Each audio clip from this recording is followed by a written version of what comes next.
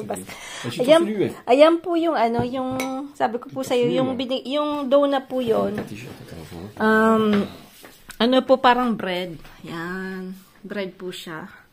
Pag Italian po thin crust. Pag gusto niyo po ganyan, parang Pizza Hut, ganun po yung recipe niyo. Ayan. Mabilis lang naman po.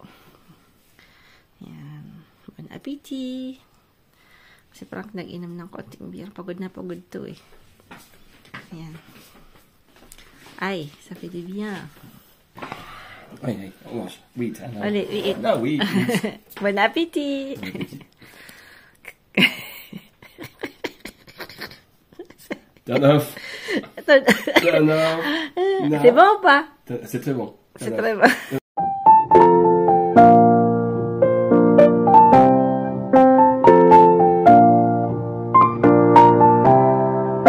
Ayan po.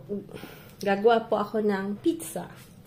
So, ito po yung hindi, ano po to, French na dough. Kasi may, ano po siya, may margarine.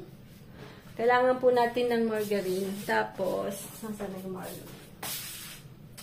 Where did I put the margarine?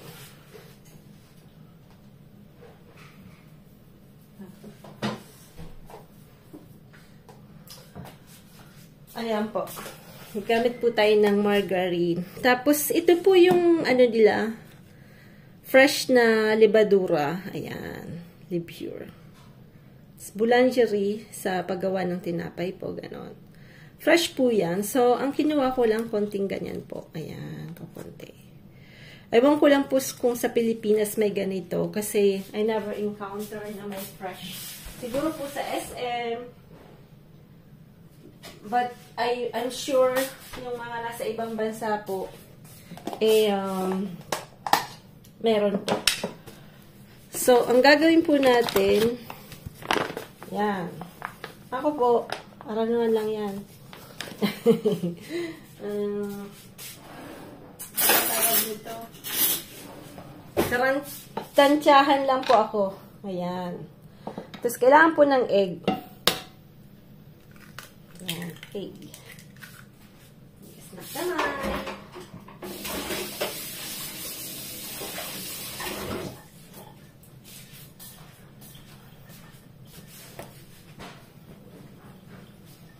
Ayan, dapat po yung kamay malinis, walang alahas kasi magdodorokot po dyan yung ano, yung pasta, yung pat, ang tawag dito. So, yan. Ganyan. Masimas lang yan.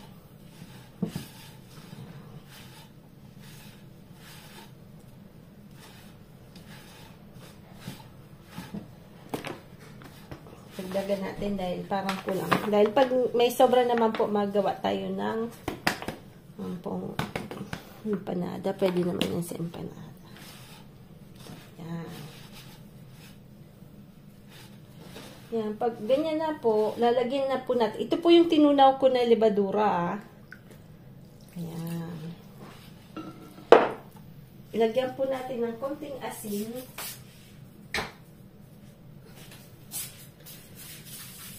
Yung ating ayan, asin. At konting asukal.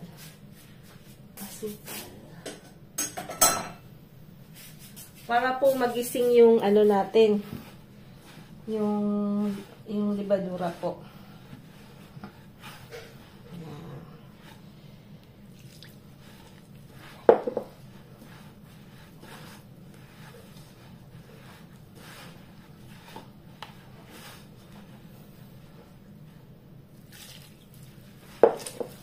Himas lang po ng himas.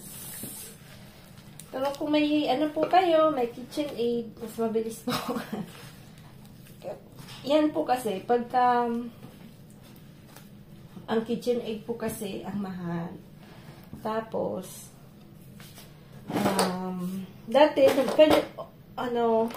pwede naman sana kung nasa, ano ko po sana bibili noon.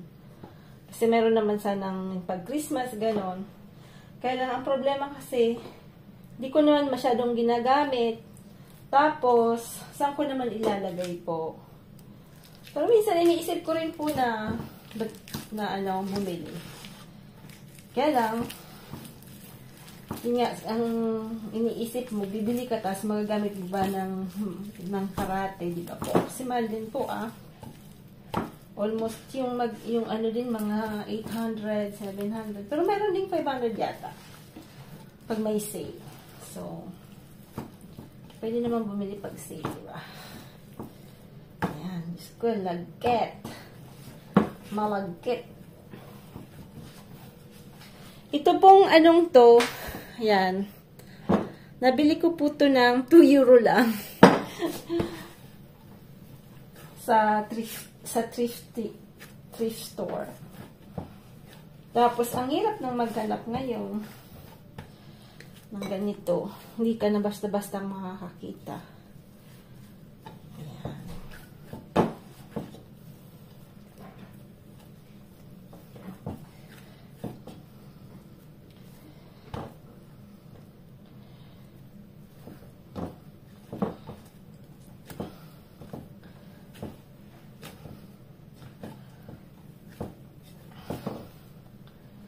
Malagkit pa po.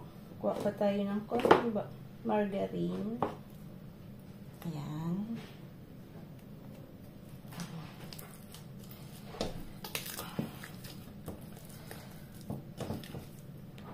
Ayan. Wala na tayong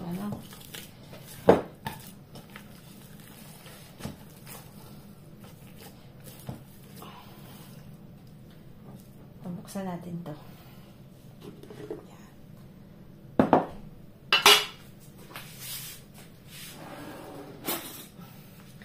Ito pong malaking garapon na to. Yung garapon po to nung kasuli tawag dito po. Parang, ayan, hindi ko po tinapon kasi sabi ko magagamit ko lagayan ng something. So, hindi ko po siya tinapon. Ayan. Kaya lang ito po, pag gagawa po kayo nito, dapat advance po to So, ibig sabihin po, kailangan natin siyang paalsahin 1 hour. Yan. Lalagyan natin to ng dugnit na malinis. Ng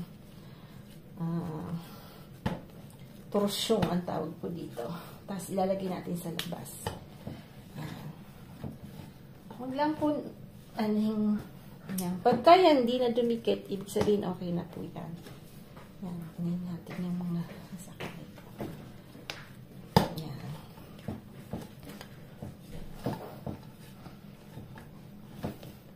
Matagal na kasing si Frank ng ng pizza. Kailan ka magpipizza? Kasi po, nakakatamad din, diba? Sabi ko, baka po malapit na akong mag-work. Lalong wala na akong time. So, kailangan gawin ko na po yung pizza.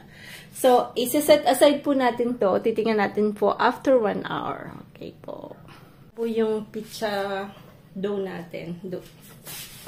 Yung ginamit ko po to kasi maliit. Medyo mahirap. Yan. Mas maganda talaga yung table mismo. Kaya lang, yan, na ganyan talaga. Isa lang naman gagawin ko. So, sabi ko, hindi ko na ginamit yung talagang table. Maganda talaga pag mayroon kang yung table na pang Pwede naman sana tong table na to. Ayan.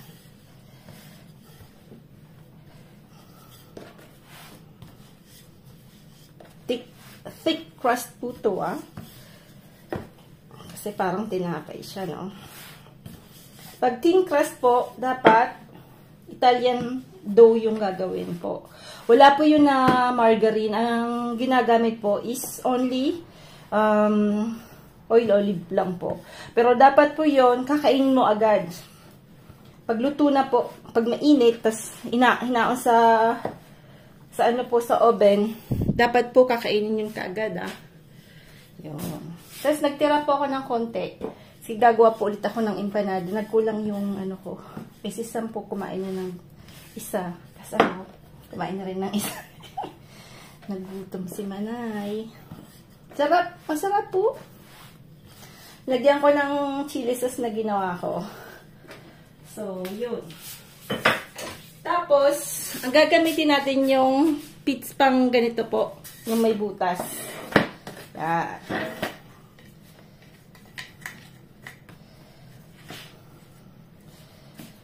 Ayusin nyo na lang po dyan. Tapos,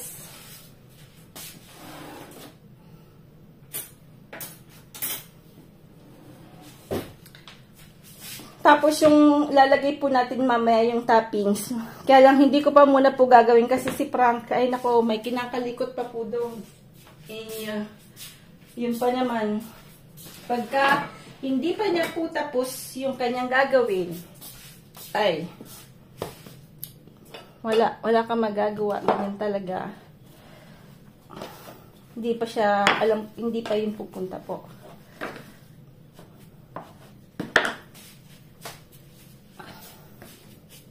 So, gagawa po ulit ng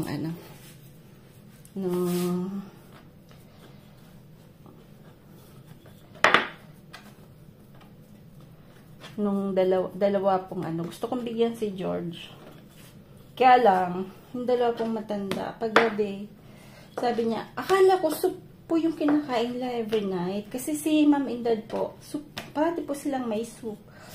Pero si George po, tsaka yung asawa niya, mahilig po sila sa, tawag dito siya charcuterie, yung mga ham, kailang mga cured meat yun So, ganun po mga kinalakihan nila dito. Sa north kasi medyo mas malamig po. Kahit minsan summer, nagsusup talaga sila. Yun.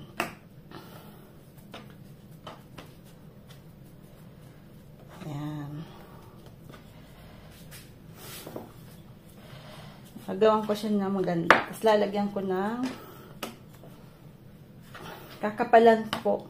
Para hindi may pangit yung Kakainin na natin yan. Ayan. Tapos lalagyan, yun po kasi yung una nating dough, lagyan ko po yun ng Persia, di ba po? Ayan.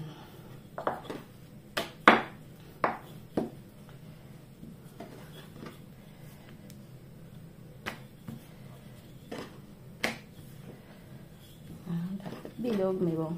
Ayaw mabilog, huwag pilitin. Ayan. Ito, lalagyan natin ng konting ganito. Para po, masarap. Masarap ang buhay. Ayan. Mamaya gagamitin po natin yan sa Ayan, lalagyan po natin ng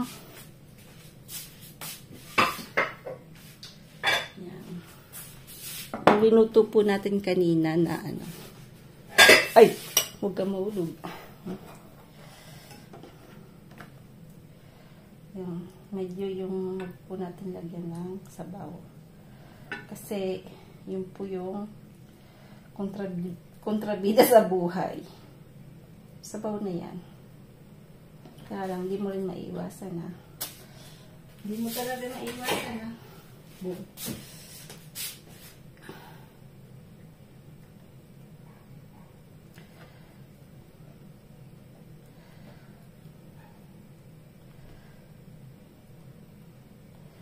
May rugby po, World Cup ng rugby. So, si George po, manunod siya. Sabi namin. Kasi meron po siyang kaibigan. Si Tony, yung sabi po namin na nag-work po siya sa mayor's office. Sabi ko pupunta ka. Sabi niya, hindi niya daw alam. Kasi po, may girlfriend na si Tony. So, malamang busy rin sa girlfriend niya. Ayan talaga ang buhay. Yan. Mas maganda talaga pag medyo makapal yung dough. Tapos, yan, mabilis. Pag kasi yung sabaw ay nakatakas. Talagang takas. Ayan na.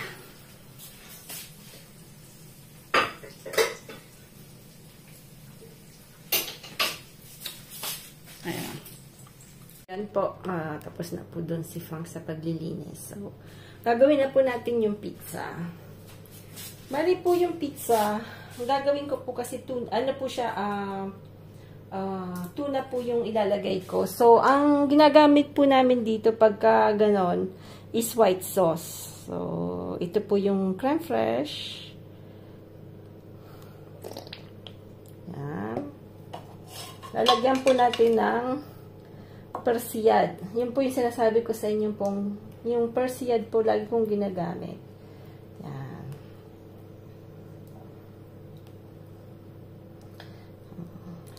Magbibigay po siya ng garlicky na ano po. Ayan. Tapos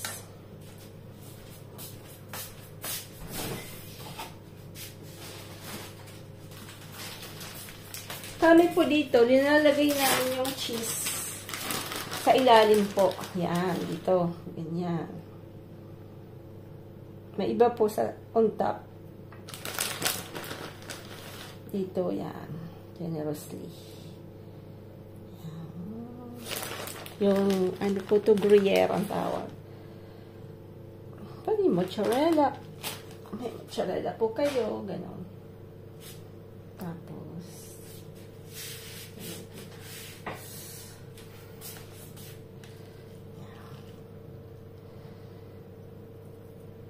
karamuton nyo na lang po kasi pagka ano, bundok-bundok, pero pag kinamot nyo po mas ano mas magugas na lang po ng kamay.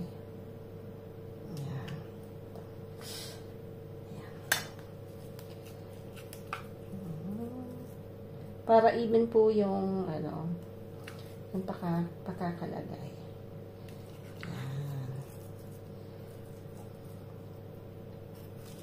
Paborito to ni Osh.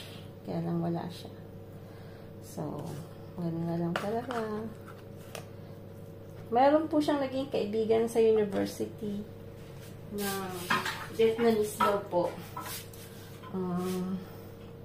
Sabi ni Osh, hindi daw po masyadong marunong mag-French. So, parang nahihiyang mag-approach sa mga tao, gano'n. Tapos, tinuturuan niya ngayon mag-crochet. Ito pong bandang to, di ko lalagyan ng champignon kasi si Sam medyo mahila sa mushroom. Champignon po tawag niyan dito.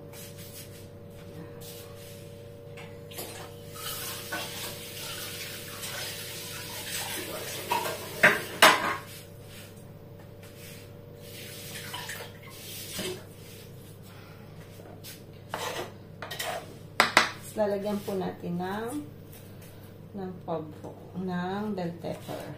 Manipis na pakakahiwa lang. Yan.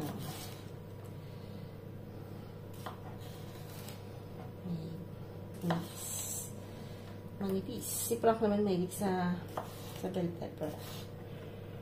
Yan. Tapos, lalagyan po natin siya ulit ng ayan.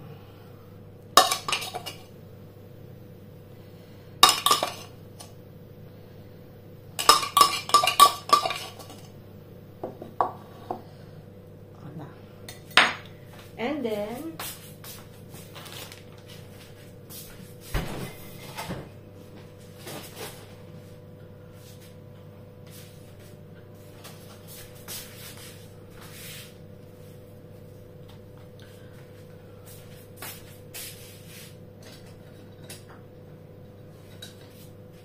kami po ni Frank mahilig sa anchovy.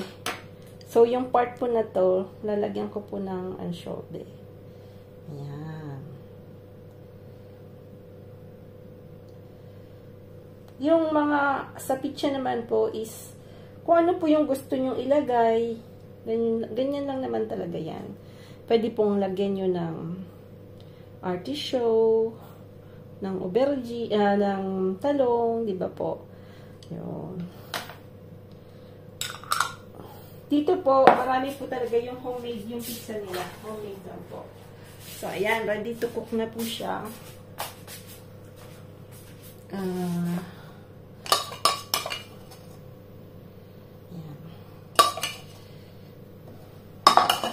Let's cook! Ayan po yung dinner namin tonight. Homemade pizza, tuna po, tapos empanada, avocado, ayan. Water, hot water, joke. Ayan po. Tapos yung chili sauce po, pandip. Bon appetit!